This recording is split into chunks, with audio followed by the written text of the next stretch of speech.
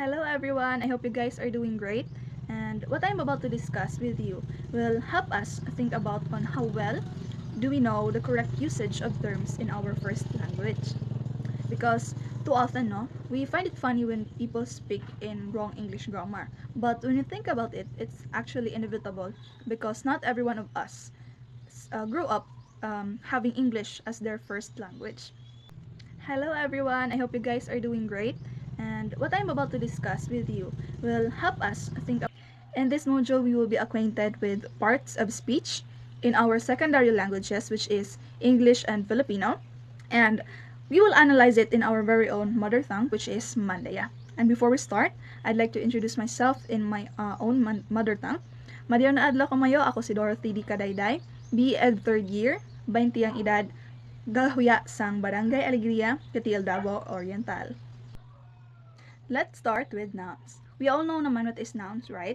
And it refers to words that represent a person, places, animals, things, and events. And usually, nouns are used as subjects in sentences. Let's say, for example, for the name of person, in English, we say teacher and parent. In Mandaya, we will say maestra for teacher and ginikanan for parent. Let's try with the name of places. In English, we have school and church.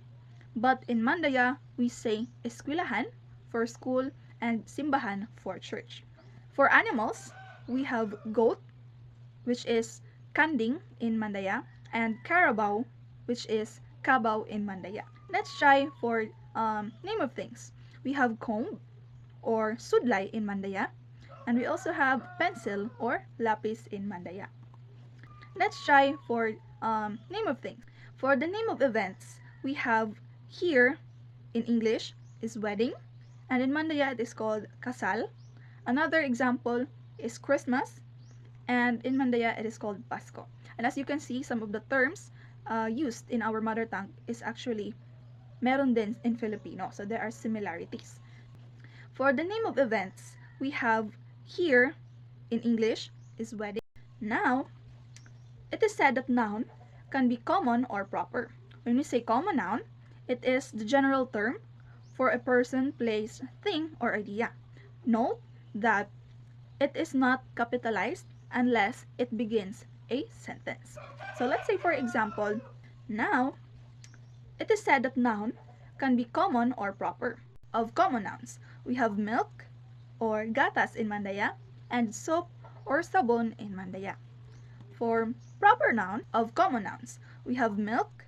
It refers to the specific name of a person, place, thing, or an idea, and note that it is always in the first letter is always capitalized. Let's say, for example, we have lactum. As you can see, the first letter is in capital form, and in Mandaya it is still called lactum. Another example is bioderm. Still, letter B is in capital form, and in Mandaya it is still called bioderm. Now, to proceed, noun can also be a count noun or a mass noun. When we say count noun, it is a noun that names things you can count individually. They have singular and plural forms. So when we say count nouns, ito yung mga nouns that we can count one by one. Let's say, for example, noun can also be a count noun or a mass noun. When we say count noun, book and child. Book or libro in Mandaya, and child is iso in Mandaya. That is an example of count noun because we can count them one by one. Next is mass noun. It is a noun that names something you cannot count individually. They don't have plural forms and are often measured, not counted. Take note of measured, not counted. So here's the example of a mass noun. We have meat, or in Mandaya carne, and corn, or in Mandaya mais. Why is it called mass noun? It is because we can count meat individually, but rather we will say 1 kilogram of meat, 2 kilograms of meat. Parang ganon. Same with corn. We measure corn by sacks. We have meat, or in Mandaya carne, and corn, or in Mandaya. Now, there are multiple ways to determine if a noun is in singular or plural form. First, we can add mga to signify that they are in plural form. Let's take a look at these examples. In singular, we have table and church. And table in Mandaya is lamesa, while church is called simbahan. Now, in plural form, we will now say tables and churches.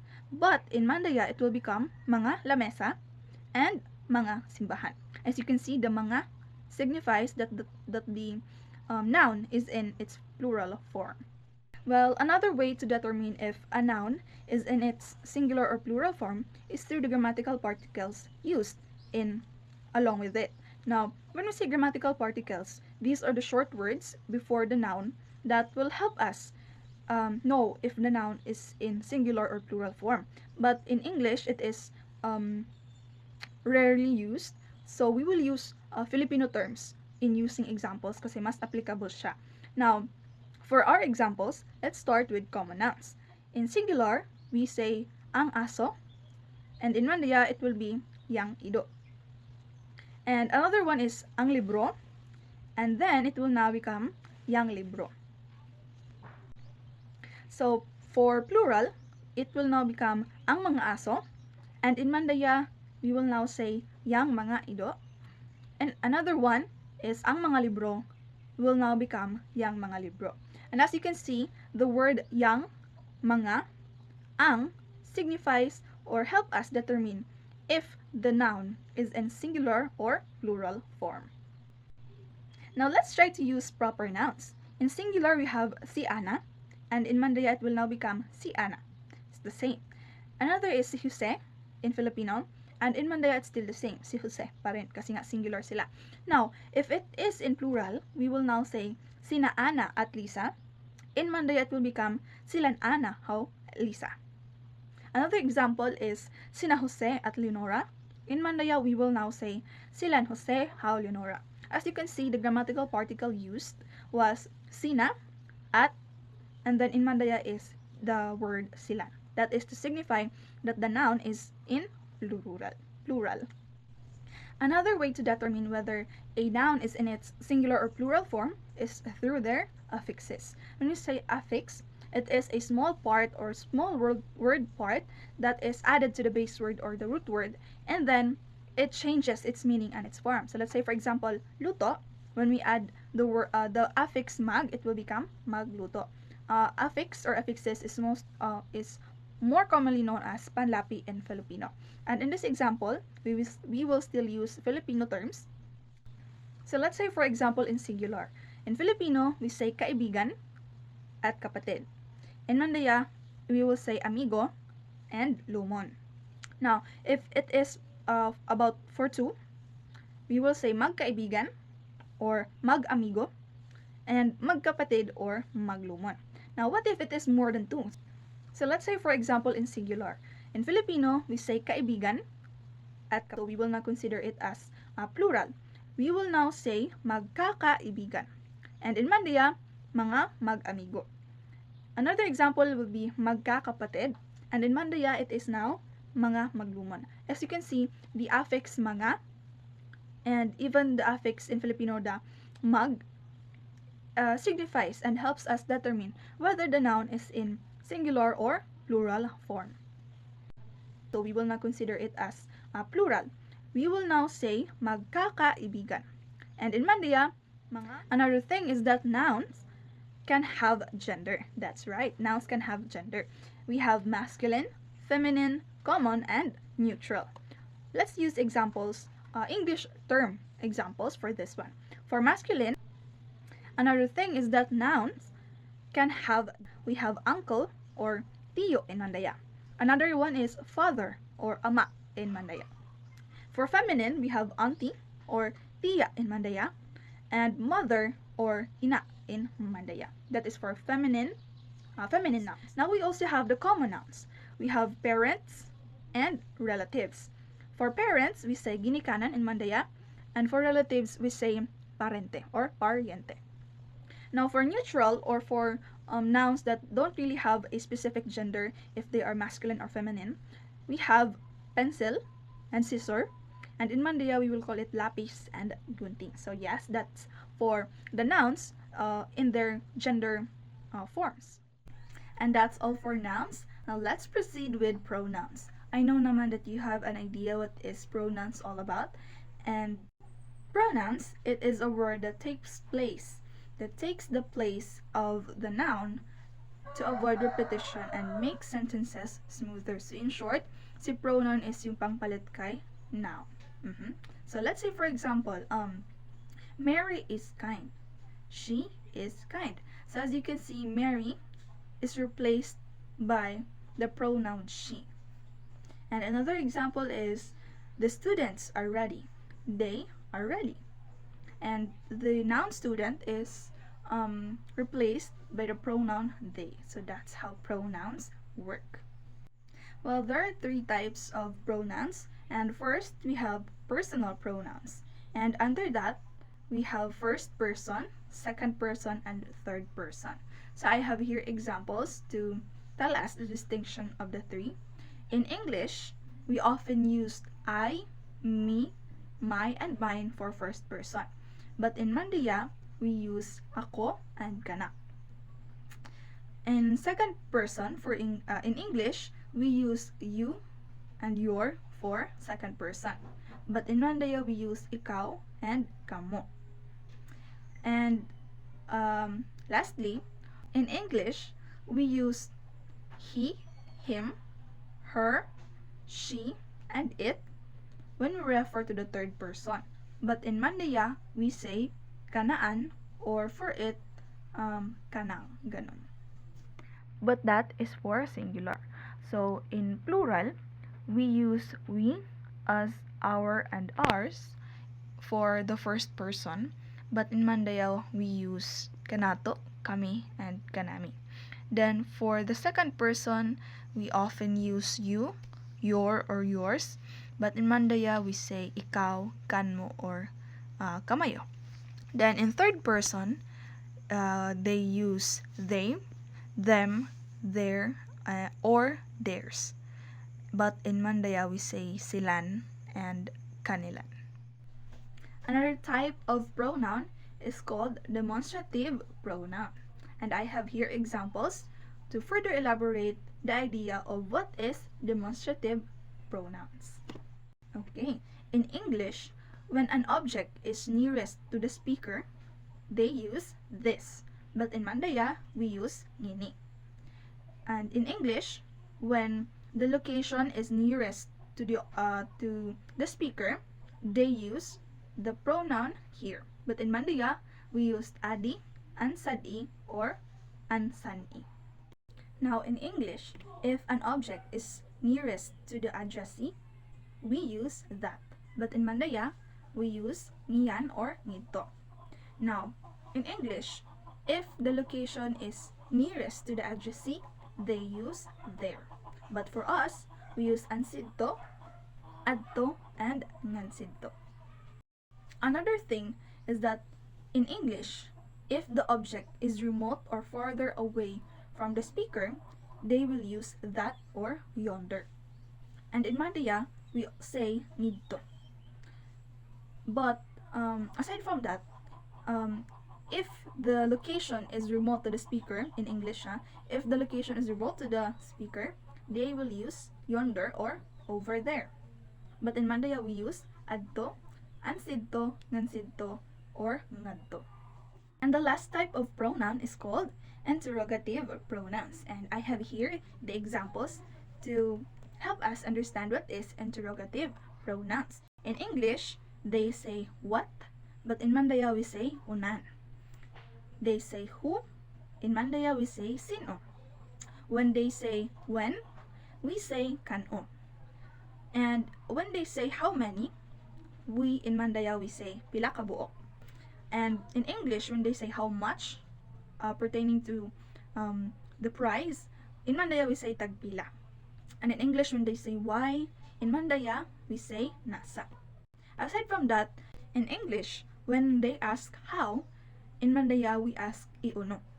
And if in English, they say where, in Mandaya we say hain. Same with in English when they say which, in Mandaya we still say hain. Now if in English they ask what with the reference to the quality of the product or whatsoever, in Mandaya we say unan mas magana. And aside from that, in English, when they ask for the quality in comparison, in Mandaya we say hain yang mas magana. And that's all for pronouns. Now let us proceed with action words, or more commonly known as verb. That's right. I know that this is very familiar. And action words, these are words that specifically describe what the subject is doing, therefore it pertains to the action or movement. I have here examples of verb, and let's try to translate it into Mandaya. First, we have run. In Mandaya, it is dagan. Then we have jump. In Mandaya, it is lakso. Third, we have dance. In Mandaya, we say sayaw. And we also have climb, and in Mandaya we say panik. And then we have swim, or in Mandaya is langoy. Then last but not the least is catch, and in Mandaya we say tamok or tamokon. Now, the formation and the use of action words are very dependent on the focus and the aspect, and I'm going to tell you more about that right now. Now let's start with focus. And I want you guys to be reminded now that in this part, we will be using Filipino terms or Tagalog terms so that we can really understand the essence of this discussion more. Now, focus in Filipino, verb focus shows the relationship between the verb and the subject in the sentence. And there are actually 6 types of focus that we are going to discuss. And first is actor focus. When we say actor focus, the focus is on the doer or the performer of the action. And common affixes that are used are mag, ma, mang, maka, and in rare condition, in is used. Meaning, the sentence emphasizes the doer or of the action or who did the action. Let's say, for example, in Filipino, kumain si Ana ng mangga. And in Mandaya, yakaan si Ana ng mangga. And as you can see, the focus is on Ana, the doer. Next, we have the goal focus. And the focus of this one is on the subject or the goal of the action or the thing acted upon. And the common affixes used in this are in, I, an, ma, ipa, and hin. Meaning, the sentences emphasizes what was acted on. Here's an example. In Filipino, kinain ni Ana ang mangga. And in Bisaya, it will be ikaan ni Ana yang mangga. And as you can see, the focus is on the mango, the thing acted upon. And the third one is referent focus. Here, the focus is on the location, direction, and the beneficiary of the action. Now, the common affixes are an and han, meaning it emphasizes where or for whom the action is done. So, let's take a look with the example, no? In Filipino, here's the example, ipinagluto ni Ana ang mga bisita. And in Mandaya, it will be, pinagluto ni Ana yung mga bisita. And as you can see, the focus is on the referent, which is the guest, the receiver of the action. Next is the accessory focus. And in this one, the focus is the instrument, the means, or the tool used to perform the action. And the common affixes used are ipang, ipam, ipang, and ipan. Now, that means that it emphasizes what was used to do the action. Let's say, for example, ipinang sulat ni Ana ang lapis. And in Mandaya, it will be piagsuwat ni Ana yang lapis. And as you can see, the focus is on the pencil, which is the instrument used in doing the action. Next, we have the stative goal focus. And here, the state or the condition of the object, what happened to it, or what the state it's in, that's the focus. And the common affixes here that are used are ma and na, meaning it describes that something became or was affected by the action. Here's the example. In Filipino, we will say nabasag ang baso. And then in Mandaya, we will say, yabuak yang baso. And as you can see, the focus is on the object's state, the glass, which is broken. Now, the next one is stative actor focus. Now this one, its focus is more on the feeling or the state of the actor or the doer. And the common affixes of this are still ma and na, but then it means that it expresses the emotions, the abilities or conditions that affects the actor or the doer. So let's take a look at the example, no? In Filipino, natutuwa si Ana. Natutuwa si Ana.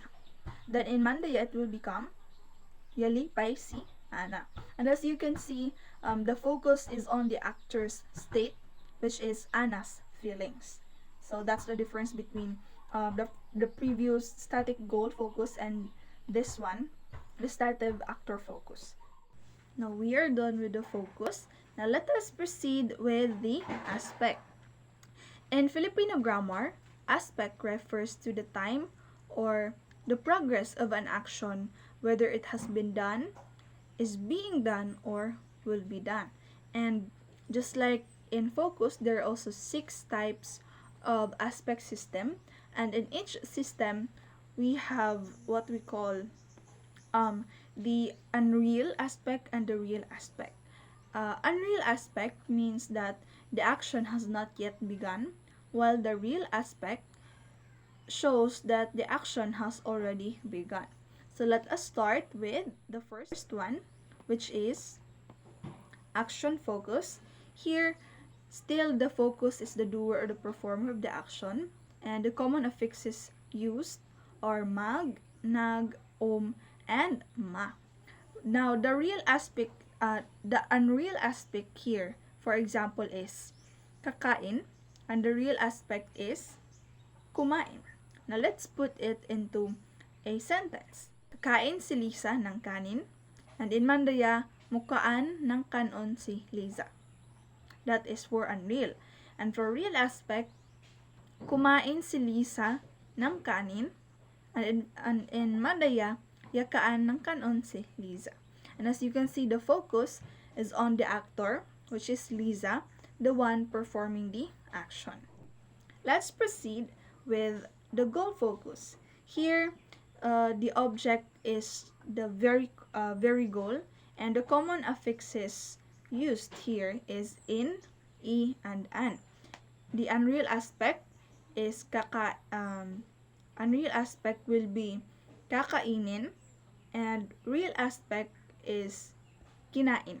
Let's put it into sentences.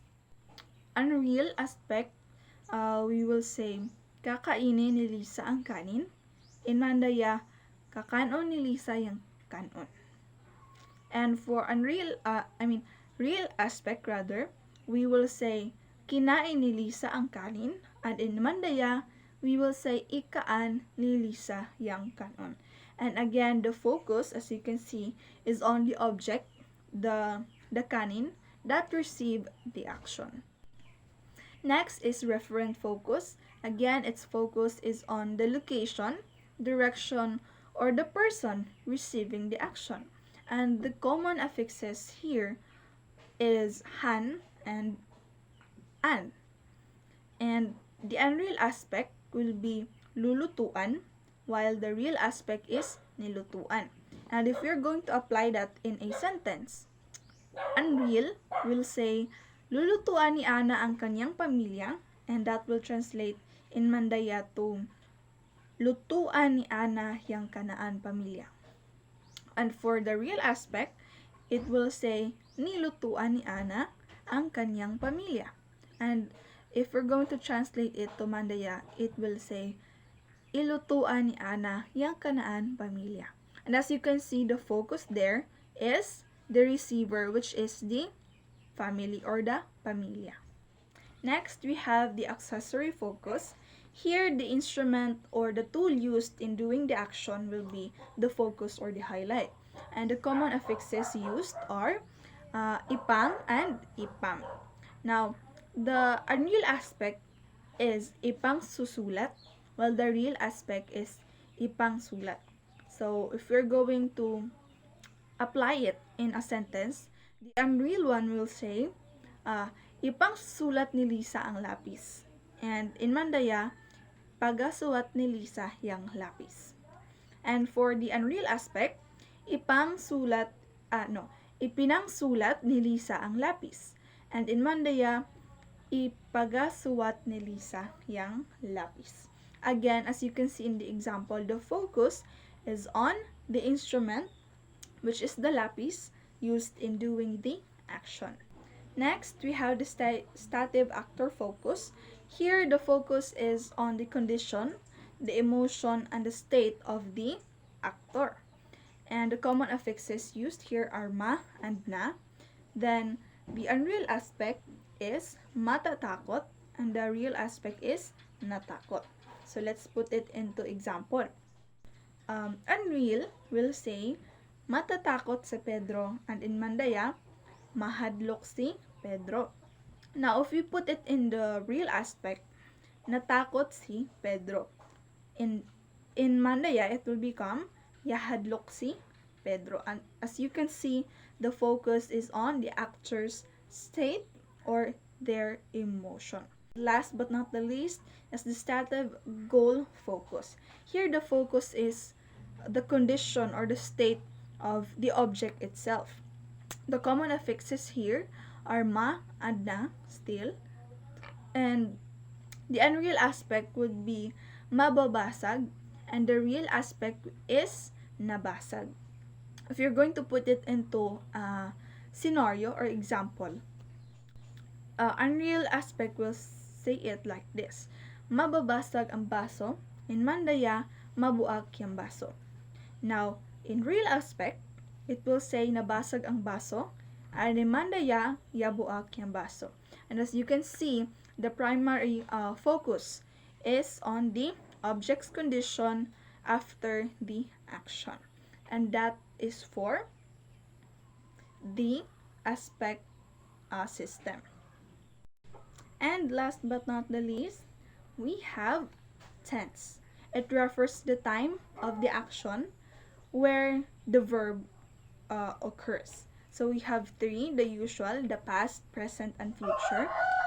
And I have here verbs that we are going to translate to those specific times. So first verb is we have write. Its past will be wrote. The present is writes. The future will write. And if we put it in the Mandaya, Mandaya will be the verb is suwat. Past will be sinuwat. The present is gasuwat. And the future is susuwaton. Another example, we have clean. It will say cleaned, cleans, will clean. And in Mandaya, it is limpyo. For the past, it will become yang limpyo, galimpyo, maglimpyo.